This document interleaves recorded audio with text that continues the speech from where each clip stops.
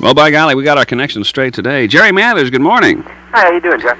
Real good, really good. This is the Behrens Show, Ken Behrens Show. It's 6 minutes after 11, 9 degrees. We were supposed to talk with Jerry yesterday, and had a little bit of a conflict. I think they scheduled 2 interviews for you at the same time. Yeah, actually, yesterday when I was supposed to be doing yours, I was doing one with Guam. With Guam? Yeah. Are they getting Still the Beaver in Guam? Yeah, actually, it plays in about 200 places here in the United States, and it also plays, I think it's like 14 different countries. Actually, Guam, I guess, is an American protectorate, and they do have the Disney Channel over there, too. Yeah, I wonder how many different satellites they have to use to get that in different places. I don't really know, to be honest with you. Yeah, we're one of the places here, one of the 200 in the United States. We have it in Bloomington, Normal, and, it was really kind of neat to see you guys again. Well, thank you very much. Yeah, the old show was on back, what, in the late 50s? Well, actually, it started about 1957 and ran through about 1963. Uh-huh. And we used to do 39 a year, so they have about 234 episodes altogether. Yeah, I'll tell you what, I mentioned this to one of the guys here at work. I said I was going to have you on, and he said, I was listening to some radio show someplace, and I don't remember where it was. Could have been KMOX, maybe down in St. Louis, but there was some teacher was on down there one time talking about Leave It to Beaver. She said it was absolutely the best show as far as depicting what parents should do and how they should handle their kids. Well, I don't know about that, but I'm glad somebody thought it anyway. She was really convinced. I don't know if she thought it was better than Father Knows Best or not. I guess she did. Well, actually, all the Leave It to Beavers are from real life, so that's what a lot of people, that's, I think, what the staying power is. The writers, Joe Conley and Bob Mosier, had 11 kids between them, and all of their kids would come home and say, you know what happened to me today, or do you know what happened to my friend Johnny or Joe or whatever, and then they would go on and write from there. Yeah. Well, it's been a while then anyway, since the early 60s when you were on and you were a kid. In so many cases, youngsters who were acting grow out of the business, and maybe they never get another chance to do it again, and that's rather unfortunate, because some of them are really fine actors. Now you're an adult, and you're working right back in. It fits right back together again, I think. Well, actually, I've changed parts a little bit on the new Still the Beaver. I've actually kind of moved into the Ward part, or the part that Hugh Beaumont used to play. And I now have 2 sons, and they're now kind of like the Beaver used to be. Yeah. Now, Hugh Beaumont passed away a few years ago, didn't he? Right, in 1982. Fine actor. All of the cast was great. It's good to see Barbara Billingsley. She hasn't changed a whole lot, has she? No, that's the really funny part, I'll tell you. I don't know exactly what she does. She must have a time tunnel someplace, because I've known her since about 1957, and to be real honest with you, she doesn't look one bit different than she used to. She looks exactly the same. You have changed. I have changed looks a whole lot since then. But not Barbara Billingsley. And let's see, Tony Dow, still on? That's right. He's right now in the Caribbean down there. He likes to sail. So he's rented a boat. He's down there sailing for about a month. And let's see, Eddie Haskell. Ken Osmond, he's a great guy. In fact, on the new show, he has a son, and the boy that actually plays his son is, in real life, his real son. Oh, really? That's right, Eric Osmond. Yeah, and even Lumpy's going to make a return appearance, isn't he? Yeah, he's actually a stockbroker here in Los Angeles, and he comes on about once every, I guess about 6 or 7 shows. We talk him into coming down and working a little bit. Yeah. I remember going through the Universal Studios, and they pointed out the house. This was the Cleaver house. Yeah, actually, it was built in about, I think it's either 32 or 34 for Bedtime for Bonzo. Really? So it's been in a whole lot of different shows, and it used to be in Adam 12 a lot. All the Universal shows you'll see it in, but it's, I guess, Bedtime for Bonzo and Leave It to Beaver, too. And it's also Marcus Welby's house. I didn't know that. They must change it just a little bit, huh? Oh, yeah. In fact, Marcus Welby, they added a whole new porch, because he had his office on one side, and then, where you walk into the residence on the other. So they changed it a little bit, but now it's back to looking like the Cleaver house again. Now you're doing it again, and the opening, I guess, is still filmed in front of that, huh? Right, actually, yeah. They went back and redid it a little bit, put some flowers in the flower box, and we're all set. Yeah. Is it as much fun working now as it was? Or is it more fun now? Well, actually, it's a little bit more fun now because, as a kid, you don't really have as much to say about the production end and the scripts and things like that. So it's a little bit more fun. As an adult, you can relate. I can relate anyway better to the writers and the producers and the crew. When I was a child, it was fun in that they were all well, kind of like surrogate parents. We had a real good time, but now they're more like friends, so it makes it a little bit different. Yeah.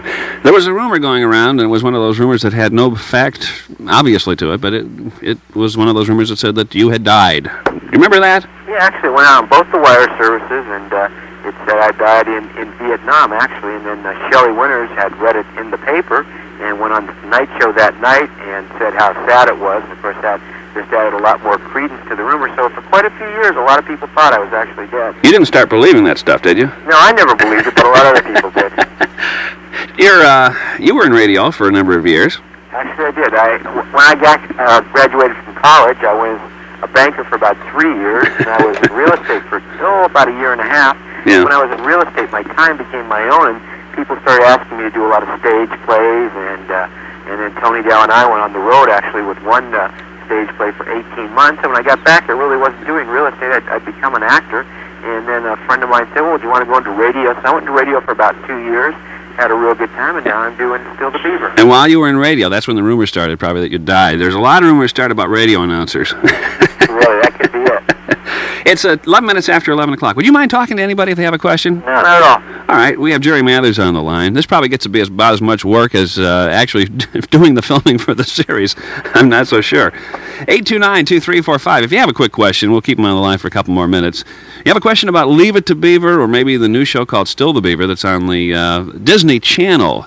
That's, let's see, the Disney Channel's been on about, 2 years now, maybe? Actually, they started about 2 years ago, and they've got a lot of the classics. They've got a real good, what they call a grid, which are the shows that are on every day for, the younger kids, and a lot of things that you can relate to with your own children. And then they have a lot of the movies, as I say, and then they have the original things like Still the Beaver. Yeah, and oddly enough, I think the old Leave It to Beaver series is still being seen, isn't it? It's not on the Disney Channel, but as you said, it probably shows on independent stations all around. Yeah, I think it is.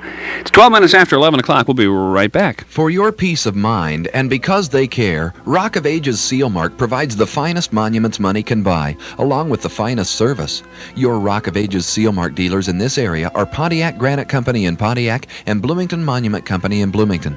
They were selected to carry Rock of Ages Seal Mark family memorials, and before selling you any monument, they will determine what kind of memorial fits the site of your cemetery lot, as well as what type of memorial is appropriate to your lot surroundings. Pontiac Granite Company and Bloomington Monument Company will show you the wide variety of Rock of Ages Seal Mark designs, and will show you how the monument you choose can be personalized to the memory of your loved one. See the Rock of Ages Seal Mark displays at Park Hill Cemetery in Bloomington or at Pontiac Granite Company in Pontiac, and order now for spring delivery. Convenient terms are available, and you will receive a winter discount. In Pontiac, call James F. Scott at Pontiac Granite Company. Phone 1-815-842-1384. At Bloomington Monument Company, contact Warren Simmons. Phone 829-1830. All your favorites are on sale this week at the College Hills Meat Shop. Lean and tasty boiled ham is $1.99 a pound. Family pack ground beef is a super low 89 cents a pound. And lean pork steak is just 99 cents a pound. And don't forget, the Meat Shop is your headquarters for freezer beef. Sides are $1.40 a pound, and hindquarters are just $1.65 a pound. All cut to your specifications. Stretch your meat shopping dollars at the College Hills Meat Shop, 1522 East College Avenue in Normal. 14 after 11 o'clock in the morning. Benigno's is better than ever. You can still enjoy your favorite Italian specialties, of course, but now they're serving lunch on Tuesday through Friday from 11 till 2. Enjoy plate lunch specials, homemade soup, sandwiches, and quick-serve lunches. Tonight's dinner specials are their veal scallopini dinner for just $4.95 or veal parmesan just $4.65. Both dinners include a side order of spaghetti, garlic bread, and salad. Now that's Italian. That's just great dining, period. Dine in or carry out at Benigno, 610 West Chestnut, Bloomington. Good morning. You have a question for Jerry Mathers. Yeah, I was just wondering. I had heard that at one time he was an insurance salesman, and what was it? Eddie Haskell was a Los Angeles police cop. Well, you got one right and one wrong. I was never an insurance salesman, but Ken Osmond was a Los Angeles police officer, and then it's been about 4 years ago now, he was a motorcycle police officer, and he was chasing a stolen taxi cab. And he pulled it into a dead-end alley and went up to arrest the person that was driving the car. And he got shot 3 times in the chest, but luckily he had a flak vest on, and so the flak vest absorbed the bullets, but it knocked him up against the wall, and it separated perforated a couple of his ribs, and it didn't actually pierce his skin, but just the force of the shells hitting him did quite a bit of damage, and they put him on light duty. And to be honest with you, that's probably one of the reasons why we got him on the show, because he liked being out on the streets and didn't really want to be a desk officer, so he consented to come and do the show with us. Certainly demonstrates the danger of police officer work, I believe. Oh, very definitely. Yeah. Sir, do you have any other question? Well, I had heard that he was an insurance salesman for a while, and I was one of the people who had at one time believed that Jerry Mathers was dead and killed in Vietnam, is what I had remembered. That was the rumor, yeah. And I remember somebody asking me about that and saying that, Tony Dow was still alive, but Jerry Mathers was dead. And, I'd said, yeah, that's what I'd heard, too. Well, to quote Mark Twain, the rumors of his demise are totally exaggerated. Greatly exaggerated. Well, I'd heard about him coming back, and we have the Disney Channel. We watch the original shows, and we watch the ones now, and my wife really enjoys it, and she gets to stay home and watch it. And we enjoy Jerry Mathers, and we enjoy the new show, and we especially like the movie, except the only thing about the movie we didn't like when they introduced it back was the fact that at the end you didn't know whether Tony Dow had a boy or a girl, and we thought, as I remember in the thing, they said something about a boy.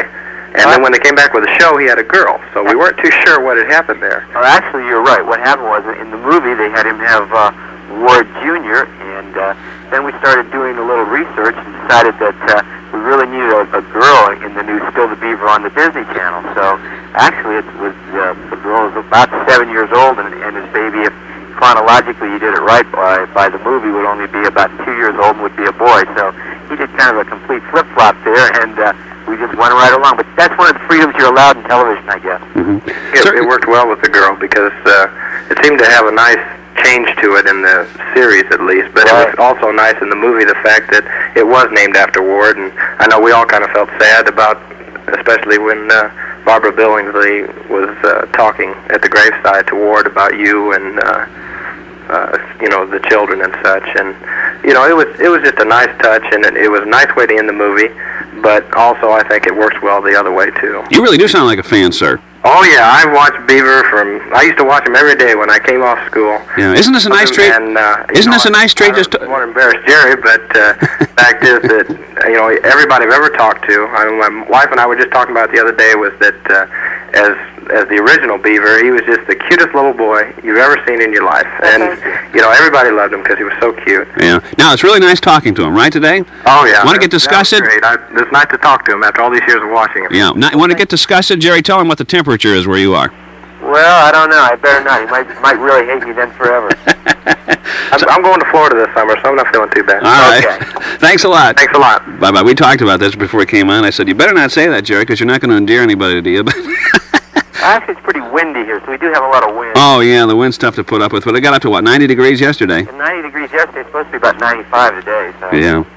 Well, anyway, I'll let you go. You probably want to get outside and have some good times. Well, thank you very much. It's been real nice talking to you. Yeah, and good luck with the series. I tell you, I really enjoy the thing myself. There's still a moral there. The show that's on this month indicates that communication is the important thing.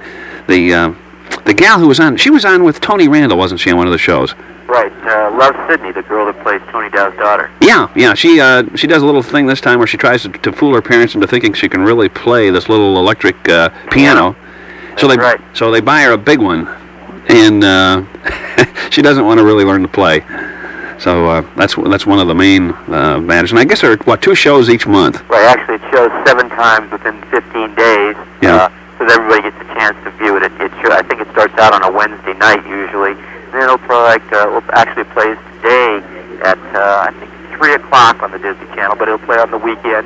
And then there are 2 brand new shows every month, and each one has some sort of a moral that it's just like the original Leave to Beaver. It doesn't really hit you over the head. It's the kind of thing that just kind of sneaks up, and when you think about it, you say, oh yeah, there is kind of a moral there, but it's an enjoyable show, hopefully. I think you're part of a great family. The Disney folks really try to maintain a standard, a high standard, and it's obvious. One of the things I like, they're running the old Wonderful World of Disney at 6 o'clock on Sunday, just like they used to do when they were on the network. That's right. They've got a lot of good stuff there. They've got hidden in those vaults. They'll keep showing, I'll tell you. Yeah. Jerry Mathers, all the best to you. Nice to do it, and maybe we can talk again sometime. Sounds real good. You have a good day now. You too. Bye-bye now.